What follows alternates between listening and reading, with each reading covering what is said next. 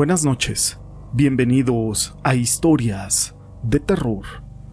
Los hombres de hoy creemos que ya no tenemos mucho por conocer, que ya no hay nada nuevo que descubrir. Vamos a conocer historias, experiencias y situaciones que ocurren del más allá y de lo sobrenatural. El fenómeno ovni es un tema que apasiona a millones de personas por todo el mundo. Los enigmas y dudas que se generan en personas que son fieles creyentes contra los escépticos que rechazan cualquier expresión que se refiere a la vida en otros planetas. Y aunque México, como pocos lugares del mundo, tiene múltiples escenarios que han sido testigos mudos de estas apariciones, y que muchas personas han sido relacionadas con este enigma, con todo eso, el tema aún está en la mesa en juego. Incluso el gobierno de Estados Unidos, por medio de un informe, ha declarado que se cuenta con archivos militares clasificados acerca de estas apariciones. Pero todo esto no es relevante sin una historia que contar. Mi nombre es José Llamas y te presento El Rapto. Este es un relato basado en un hecho real de Benjamín del Ángel, de Osuluama, Veracruz, y esta historia fue escrita por mi amigo Eclipse Rey de los Mares, a quien le mando un saludo. Escuchando su segundo programa hace 2 semanas, ese de historias y leyendas paranormales, en donde hablaron de encuentros extraterrestres, quisiera compartir con ustedes un episodio de mi familia, que nos sucedió en septiembre del año 2010, a mi hermano Ángel y a un servidor. Al principio de las cosas, muchas personas nos señalaron de locos, fantasiosos y mentirosos, pero las personas que conocen a mi hermano Ángel, cuando ya lo tratan a como es hoy, al de antes, y ven de lo que es capaz, es cuando entra la duda de que si fue verdad o no lo que nos sucedió. Mi hermano Ángel en ese entonces tenía 30 años de edad. Terminó solo la secundaria, y muy a fuerzas, ya que las matemáticas no eran lo suyo. Él se dedicó a trabajar en el rancho que nos dejó mi papá. Él en ese entonces era fiestero y tomador todos los fines de semana. Yo tenía 40 años. También trabajaba mucho en el rancho con mi hermano, y a la fecha es nuestro sostén familiar. Esa vez veníamos de Los Naranjos, en donde habíamos ido a comprar alimentos para los puercos y unas pacas de alimento para el ganado.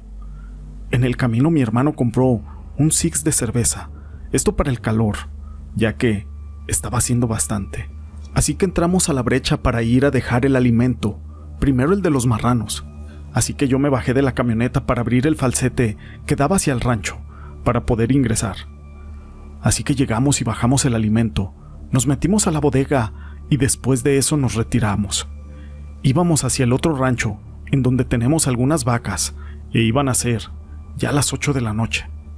Seguimos en la camioneta unos 10 minutos por la brecha, para ir hacia allá. Ya estaba oscuro, cuando de repente arriba de la camioneta nos empezó a alumbrar una luz blanca, tipo neón, que me alumbraba mucho el camino y la camioneta. Empezamos a decir, ¿qué onda con esta luz?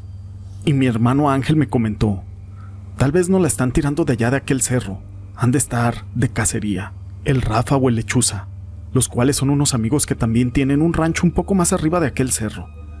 Llegamos a donde está el falsete o el guardaganado, y le dije, ahora te toca bajarte a abrir a ti, Ángel. Y con el bote de modelo en la mano se bajó y quitó la puerta falsa. La pegó al otro lado de la cerca cubriéndose la cara con aquella luz que lo encandilaba. Y con la mano me hizo señas de que avanzara. Cuando me disponía a avanzar con aquella camioneta, la luz se hizo más intensa, a tal grado de que perdí de vista a mi hermano. Puse la camioneta en parking y me detuve. Quería ver a mi hermano, pero era tanta la luz que yo no veía nada más que un color blanco tipo neón. Quise bajarme de la camioneta para ver qué era esa luz, pero la manija estaba trabada. A la camioneta se le apagó el motor. Mis ojos no aguantaron tanto esa luz, así que me recargué en el volante y con mis brazos doblados me tapé la cara. Pero esa luz se me metía. Incluso se alcanzaba a meter adentro de esa especie de casita que yo había hecho con mis brazos, y aún con los ojos cerrados. Así estuve por algunos 5 minutos aproximadamente, cuando escuché un extraño sonido, como de 1 segundo, y en ese momento se fue la luz. Abrí los ojos muy despacio y me espanté. Pensé que me había quedado ciego. Solo veía todo negro y empecé a gritarle a mi hermano: ¡Ángel! ¡Ángel! Pero no recibía respuesta alguna. Después de eso pasó como un minuto, cuando ya mi vista empezó a normalizarse, y arranqué la camioneta. Solo prendí los cuartos de los focos, ya con mi vista un poco más recuperada. Por fin la manija de la camioneta se pudo abrir, así que bajé y empecé a hablarle a mi hermano: ¡Ángel! ¡Ángel! Pero no estaba por ningún lado. Yo no lo miraba. Le volví a gritar varias veces por su nombre, y por ningún lado aparecía. En ese momento regresé, apagué la camioneta de nuevo y bajé una lámpara que yo traía en el asiento de atrás, y empecé a buscarlo. La búsqueda comenzó entre los matorrales donde yo lo había visto por última vez. Quise pensar que a lo mejor caminó encandilado por la luz, sin rumbo, y tal vez había podido caer a un pequeño barranquito que está ahí. Lo busqué por algunos 20 minutos, hasta que lo encontré inconsciente, a unos 150 metros de la puerta de ese falsete. Lo quise levantar y nada. Él estaba completamente noqueado y se sentía caliente del cuerpo. Yo al principio pensé que era por la luz, mas quise reanimarlo, pero nada. No daba señales de nada, así que lo cargué y me lo puse en una posición de bombero para poderlo llevar a la camioneta. Lo puse en el asiento y me fui rápidamente a la casa. Pasé por mi esposa y por un primo, quienes nos acompañaron a Osulama, al consultorio médico. Al llegar al consultorio, el doctor lo revisó y traía una especie de cortada en la nuca en una forma horizontal, de algunos 10 centímetros. Quien nos preguntó que si él se había peleado o que lo habían golpeado, que le había causado esa cortada. Pero lo curioso es que no sangraba. Estaba recién cerrada. En ese momento el doctor nos dijo: llévenlo a Naranjos para que le saquen una radiografía en la cabeza y lo vea un especialista. Nos fuimos a Naranjos rápidamente y llegamos a un prestigioso hospital de esa ciudad. Los doctores que lo atendieron lo llevaron a tomarse esa radiografía de la cabeza, la cual, al verla, nos explicaron que él tenía una especie de placa en esa parte y que no se explican cómo había llegado ahí, y que sería de mucho peligro extraerla, y si no presentaba ningún tipo de retraso, pues no tenía caso moverla también.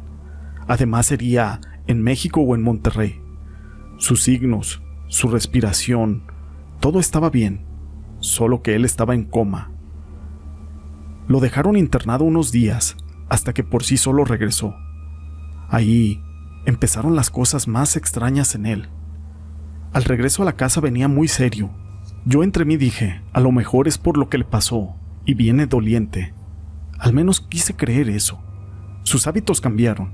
Empezó en las noches a mirar el cielo, y mi esposa e hijos lo escucharon hablar de constelaciones. Ya no fue a los corrales para ver a los animales. Se subía a lo más alto del cerro en la noche y se quedaba mirando las estrellas, y hablaba de números, de cifras muy grandes. Empezó a hacer viajes hacia las pirámides del Tajín, Teotihuacán y varias partes de México. Así pasaron casi 2 años con ese comportamiento algo extraño. De su forma de ser, él se volvió muy ermitaño. Ya no iba a bailes ni fiestas y dejó por completo las bebidas embriagantes. Mi hijo entró a la preparatoria y me pidió que le regalara una computadora. Yo se la compré, pero mi hijo no sabía usarla. Lo extraño es de que él la agarró y la empezó a programar y a decirle a mi hijo cómo hacerle y cómo sacarle mejor provecho. Mi hijo estaba muy sorprendido de ver cómo su tío Ángel manipulaba esa computadora y le enseñaba, cuando él jamás en su vida había agarrado una. Luego le empezó a dar clases de inglés y ayudar con sus tareas a mi hijo, y en las matemáticas se hizo todo un experto. En un viaje que hizo al Cerro de Bernal, en Ciudad Mante, Tamaulipas, en el año 2017, en la camioneta ya de regreso, me hablaron que Ángel había tenido un accidente automovilístico muy fuerte y que estaba en Soto la Marina, en un hospital. También estaba muy grave. Nos fuimos rápidamente para ese lugar y al llegar los doctores nos dijeron que había perdido mucha sangre y que necesitaba una transfusión, así como una reconstrucción de los brazos y de una pierna. Pero lo raro es de que ese tipo de sangre no había en el hospital. El doctor nos decía que si alguien de nosotros tenía ese tipo de sangre extraña, solamente le dijimos: «Somos RH o positivo, doctor». Aquel doctor nos contestó: «No, señor, su hermano tiene otro tipo de sangre muy extraña. De hecho, ya viene un laboratorio de Ciudad Victoria muy prestigiado para hacer análisis de la misma».